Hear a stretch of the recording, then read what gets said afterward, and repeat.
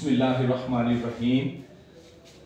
एक छोटी सी क्यूरी मुझे पिछले दिनों स्टूडेंट्स ने BSN के बच्चों ने बताई कि sir how to manage HIV positive patient. General discussion की बातें हैं, पहले से आप लोगों को पता है। काइंडली आप क्लोज आ जाए ताकि मेरी आवाज़ जो है वो रिकॉर्डिंग में सही आ जाए। जी, first of all we have to follow universal precautionary measures.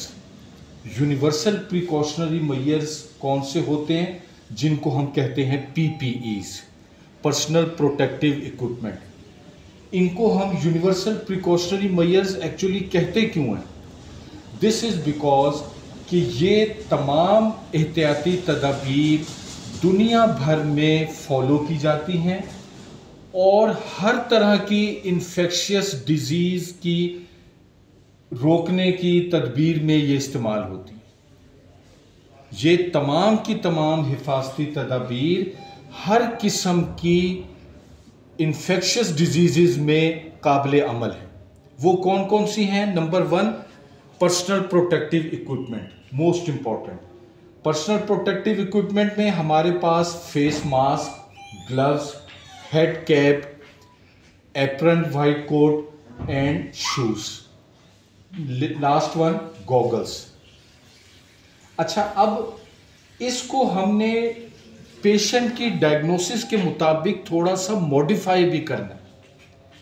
आपके पास पेशेंट आया HIV पॉजिटिव, तो आपको ये पता होना चाहिए कि ये बॉडी फ्लूइड से कम्युनिकेट होती है। ये डिजीज जिस्म के निकलने वाले कोई भी रतूबतें, जिसमें थूक, पसीना, खून, आंसू, यूरिन, ये तमाम body fluids HIV positive case की कम्युनिकेशन कर सकते हैं।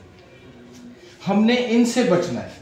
इनसे बचना है तो सबसे पहली एहतियात क्या होगी कि वो अटेंडेंट मरीज के नज़दीक ना जाए जिसके हाथों में कोई कट लगा हुआ है, कोई जख्म।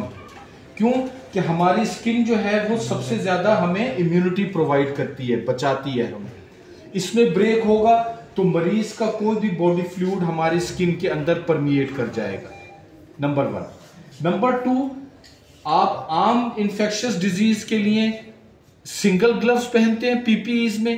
HIV पॉजिटिव या ऐसी डिजीज जो कम्युनिकेबल होती है बॉडी फ्लूइड से, उसमें आप खुद लॉजिक सोच लें, आप डबल ग्लव्स यूज करेंगे। ऐसे ग्लव्स जो इजीली पंचर ना हो सके शार्प्स की मैनेजमेंट के दौरान। ये PPEs का यूज हो गया। नंबर 2, आपने गॉगल्स की पहनने की एहतियात करनी है। चश्मा जो है उसके पहनने की एहतियात करनी है। क्यों? कि बॉडी फ्लूइड्स आपकी आंखों में एक्सीडेंटल स्प्लैश हो सकता है। और नंबर 3 जो है, इम्परवियस शूज, कि आपके जो जूते हैं वो बंद और इम्परवियस होने चाहिए। इसके बाद PPEs के इस्तेमाल के बाद हमारे पास आ जाता है tagging of the patient. HIV positive case है, आप उसको टैग करें पेशेंट की कंसेंट से। अगर पेशेंट अपनी कॉन्फिडेंशियलिटी लूज नहीं करना चाहता तो फिर आप बेड टैग नहीं लगाएंगे, आप पेशेंट की फाइल को HIV पॉजिटिव केस से टैग कर देंगे। पेशेंट को बेड साइड पे टैग नहीं करेंगे, उसकी फाइल को आप HIV पॉजिटिव केस से लेबल कर देंगे। Number 3, environmental cleaning. आपने पेशेंट को अप्रोच करने से पहले एनवायरमेंटल क्लीनिंग का एहतमाम करना है।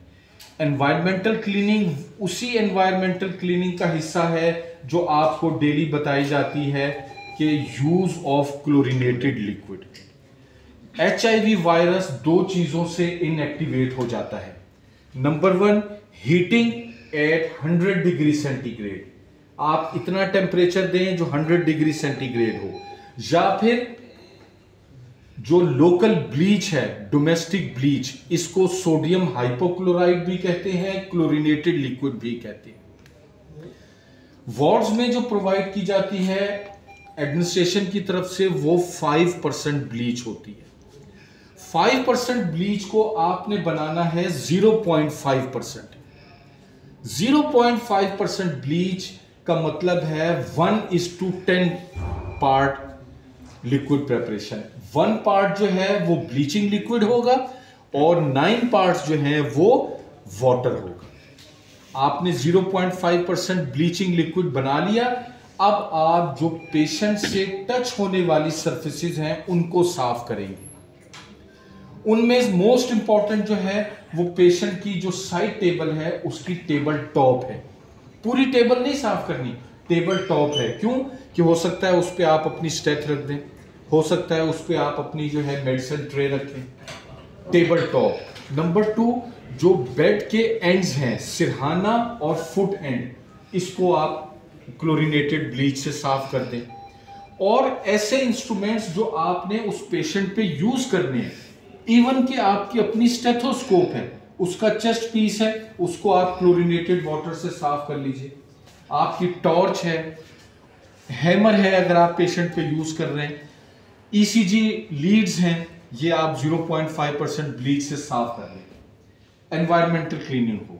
नंबर 3 हमारे पास पॉइंट आ गया कि शार्प्स की मैनेजमेंट। HIV पॉजिटिव केस को मैनेज करते हुए आपने शार्प्स का एहतियात करनी है।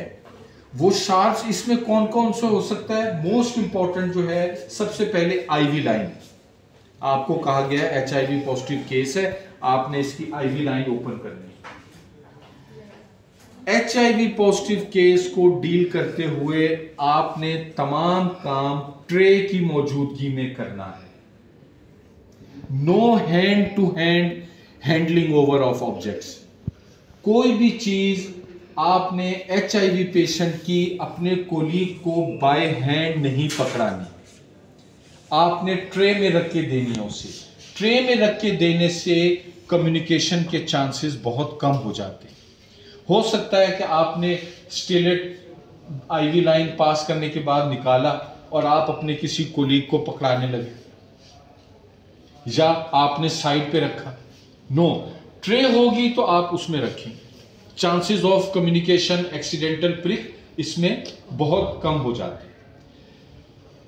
इसके बाद हमारे पास जो पॉइंट है वो है नर्सिंग मैनेजमेंट। अब नर्सिंग मैनेजमेंट आप जब कर रहे हैं तो ये सारी चीजें आप ध्यान में रखेंगे। आपके पास PPEs स्पेशली डबल ग्लव्स होने चाहिए, आपने गॉगल्स पहनी हुई हैं, आपने एनवायरमेंटल क्लीनिंग की हुई है। इसके बाद आप पेशेंट को मैनेज कीजिए।